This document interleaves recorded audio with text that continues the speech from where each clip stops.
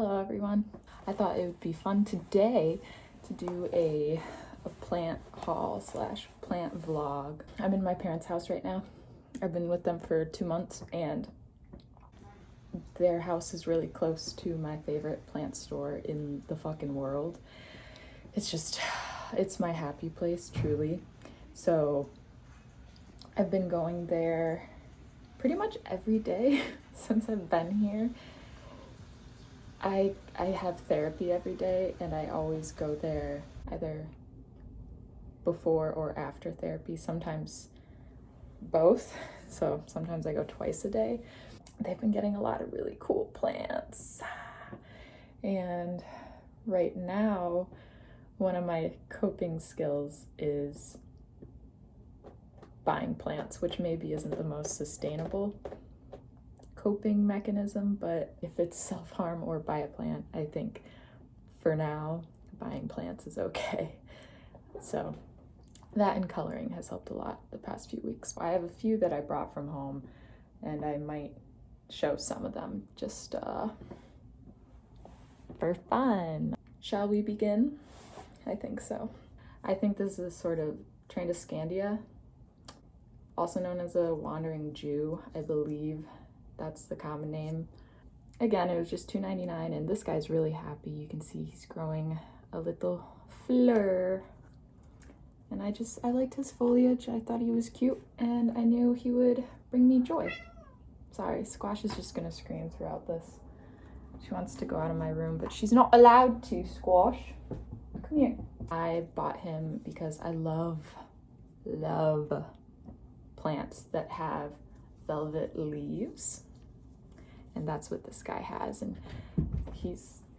Squash is on crack right now. These next two plants might be the most exciting to me because I've been looking for them for a long time, but they're hard to get your hands on because I don't think they're necessarily rare. They're uncommon, but mostly just because they're in high demand. So these are called a string of turtles.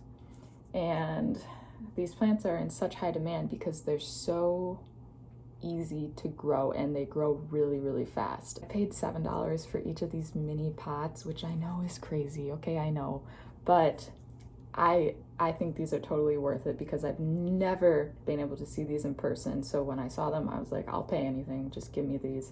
It's crazy. Look at my armpit hair. This is called an arrowhead fern. Look how progressive I am. And just lazy. This is a Peperomia caparata frost. It has this sort of silvery, light green leaves. Peperomia, some people are really into peperomia and they collect a bunch.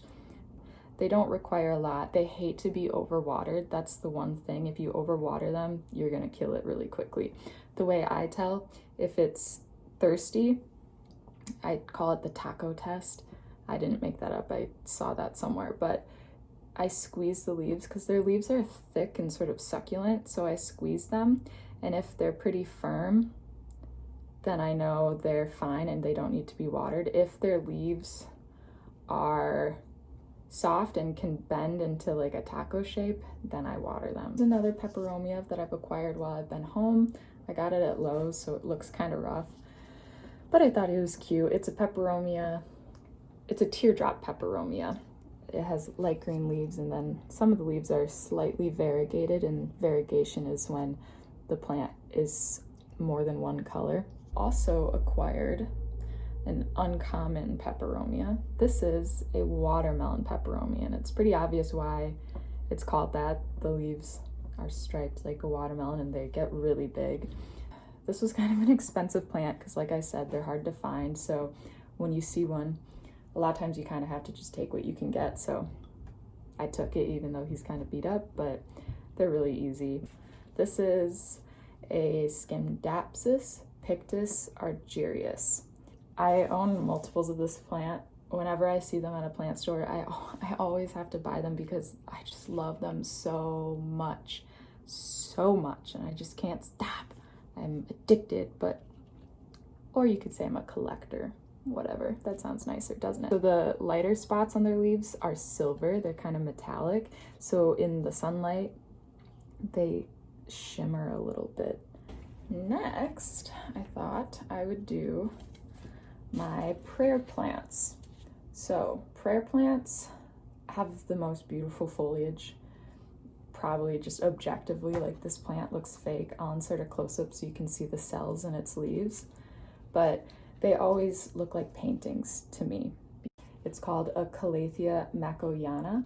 If you're gonna start with a prayer plant, I would start with this one or a Stramanthe Trio Star, which I will show a video of. Those two, squash. This one and the Trio Star, I think, are the easiest prayer plants to get started with, because prayer plants are really, they're divas, okay? They need high humidity. They prefer distilled water or filtered water if you have that, but distilled water is preferred. And they need to stay moist.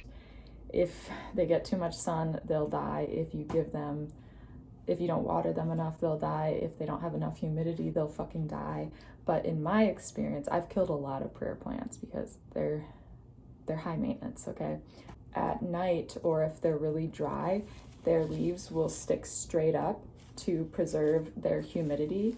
And then during the day, their leaves will sit flat like it is now and kind of spread out to collect more humidity. So in a 24-hour cycle, you'll see them stand up straight and closed and then lay back down like they're standing up and then kneeling down to pray. Prayer plants. Okay. This is a prayer plant I've had for a while, and yes, it looks like shit. This is a rattlesnake Calathea, and when I bought it, it was super full and had a ton of foliage, but over the months I've owned it, it's just slowly died back, which happens, you know, plants, they go through cycles, so sometimes a lot of the leaves will just die naturally, even if you're doing everything right. It happens, so I still hold on to it because plants are resilient, so even if they look like shit, they usually bounce back. Cool leaves, they look like rattlesnakes. This is a prayer plant. This is a red stripe maranta. So these leaves, to me, are just the most, so fucking beautiful and exotic looking. I don't understand how this plant exists. Like, that looks like a fucking painting. How is that real? It's amazing. But so I owned one of these plants and left it in South Bend, and since it's been in South Bend, or I've been here, it's died. So I bought a replacement. I got this one at Home Depot for only like $12 for one this big. This is one of the more difficult prayer plants to own, in my opinion. Whenever I buy these, I kill them off, so hopefully this one is different. I bought a bigger specimen of it because I find that when plants are in bigger pots and are just bigger in general, they're a little more self-sufficient. You don't have to, you know, their soil doesn't dry out as quickly because there's just like more of it. It retains more water, and it's in a plastic pot, which will help it stay moist. But yeah, so hopefully this one works out. It's so beautiful. This next plant I'm excited about, it's a Rhaphidophora tetrasperma. I've been looking for one of these for a long time. These are viners as well. So in the wild, this plant would be growing up a tree or up like a cliffside.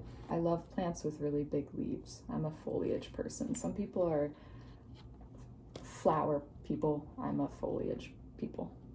Here is a type of HOYA.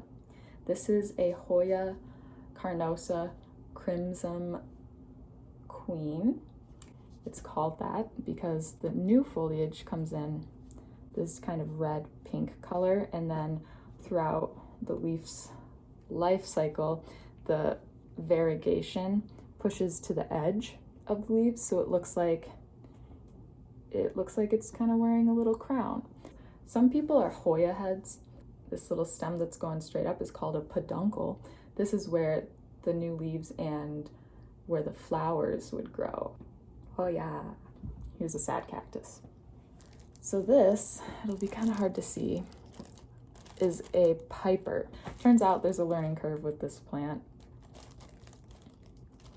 I let it dry out so the leaves got really crispy and sad. So I watered it and made it this little makeshift greenhouse. And since I've done that, it definitely does look happier. I think a lot of these leaves will die, but I'm hoping that the roots are still good. And if the roots are good, then it'll live. It'll eventually sprout new growth, and that's fine with me. So right now it looks rough. Hopefully I keep it alive because I've been wanting one of these for a long time. But anyways, that's all the ones I have to show you currently for right now. Thanks for watching. Goodbye.